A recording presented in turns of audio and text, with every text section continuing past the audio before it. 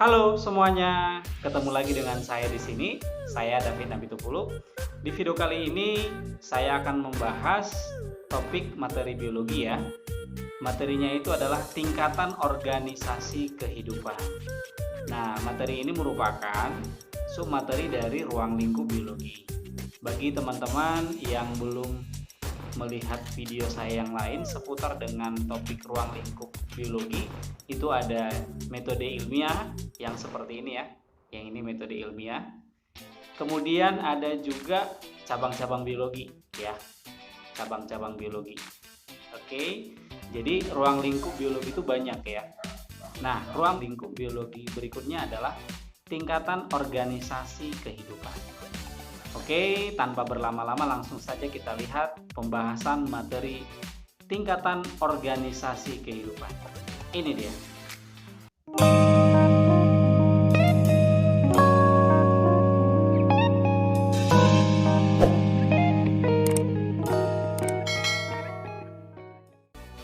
Tingkat organisasi kehidupan itu sebenarnya membahas apa sih? Nah, ini hanya ilustrasi aja ya, supaya mudah memahaminya. Ini salah satu contoh adalah ya, ini adalah mainan anak-anak di rumah ya. Ini adalah seekor ikan. Ya. Tubuh seekor ikan ini dia punya bagian-bagian tertentu ya. Pasti ada kepala, ada badan, kemudian ada ekornya. Dan di dalam tubuhnya ini terdapat bagian-bagian tertentu yang lebih kecil lagi.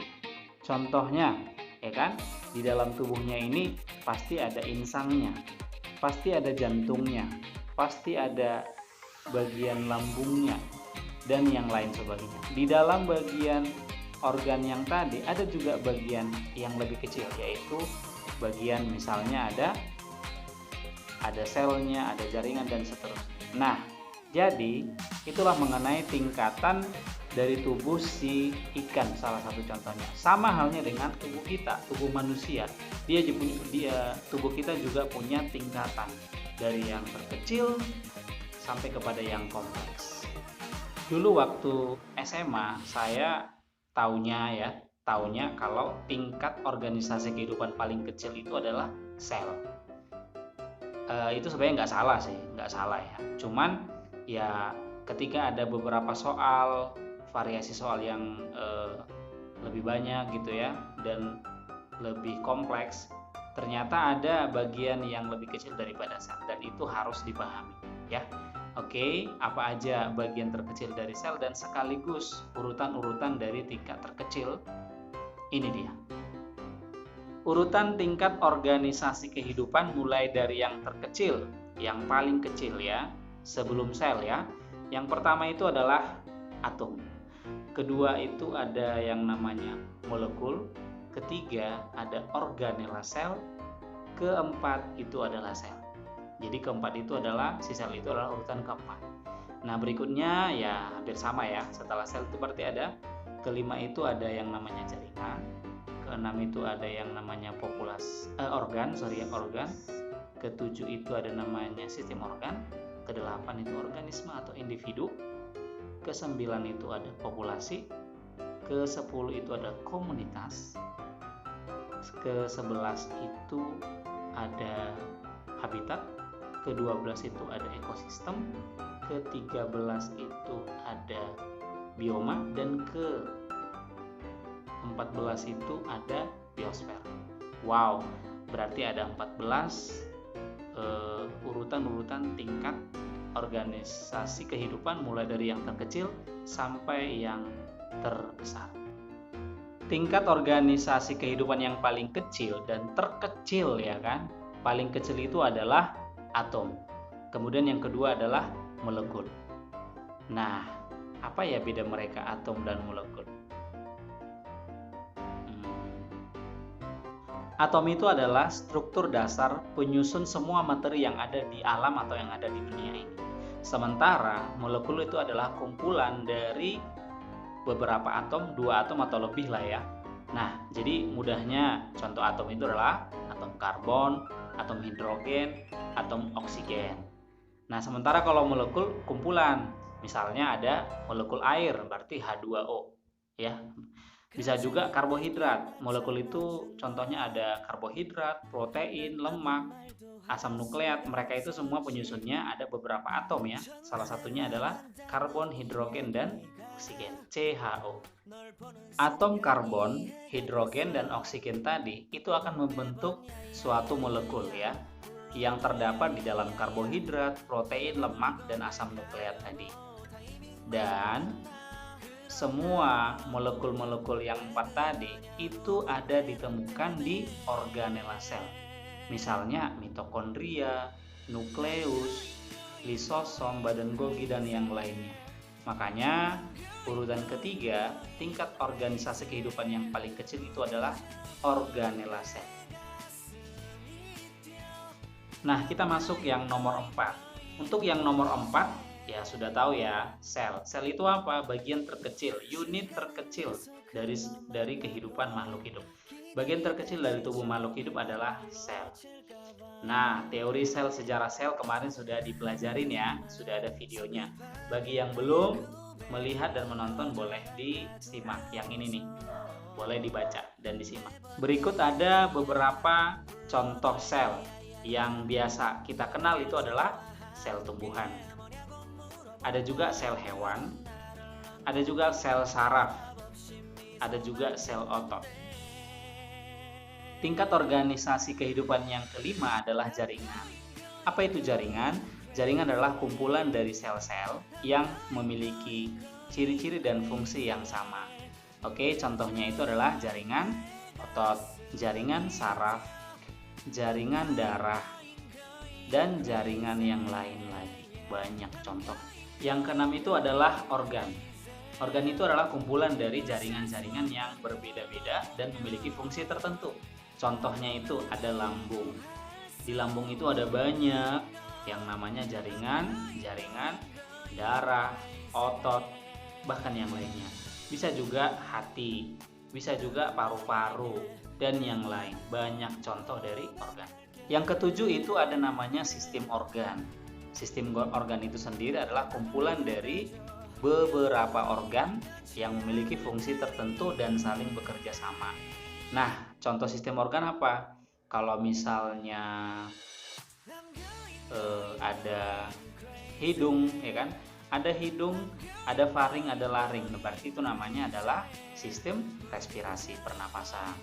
Kemudian kalau misalnya ada lambung, kemudian ada kerongkongan, ya, ada mulut, berarti itu sistem pencernaan, ya.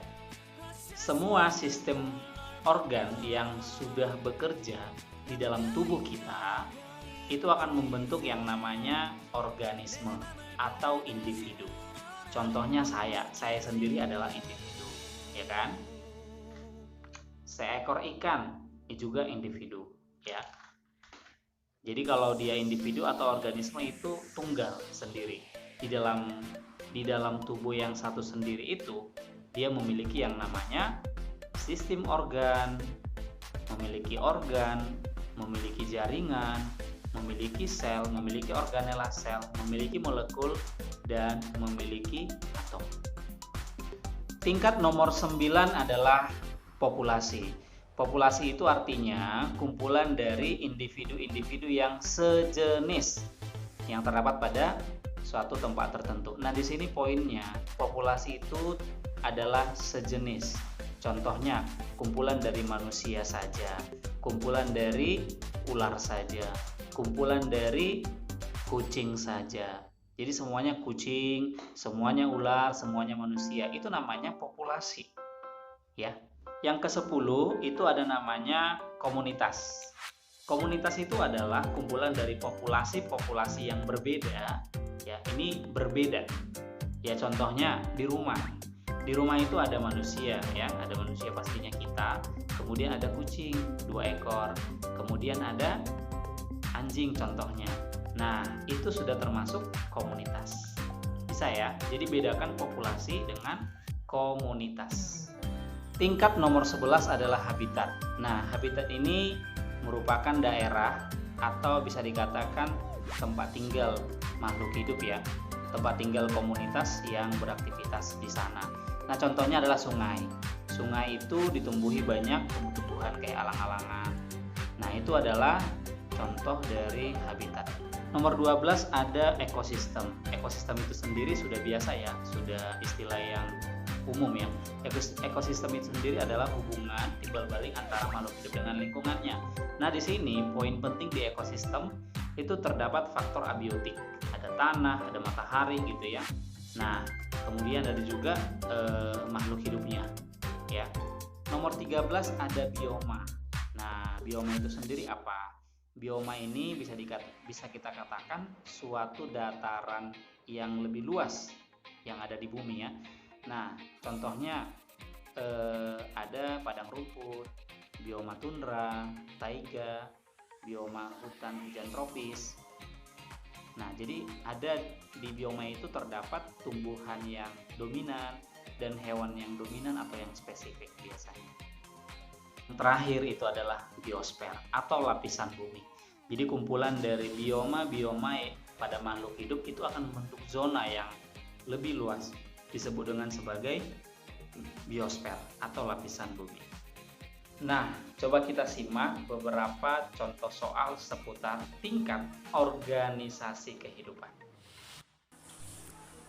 Ini soal UTBK ya, nomor 1. Urutan yang benar dari organisasi makhluk hidup mulai dari yang sederhana sampai kompleks adalah: A. Sel, organel, organ, jaringan, sistem organ, organisme. B. Organel, sel, jaringan, organ, sistem organ, organisme. C. Organel, organ, sistem organ, sel, jaringan, organisme. D. Sel, jaringan, organ, organel, sistem organ, organisme. Atau E. Organ, organel, sistem organ, jaringan, sel, organisme. Nah, gampang ya. Berarti jawabannya adalah B. Kenapa? Karena dimulai dari organel dan seterusnya. Bisa ya?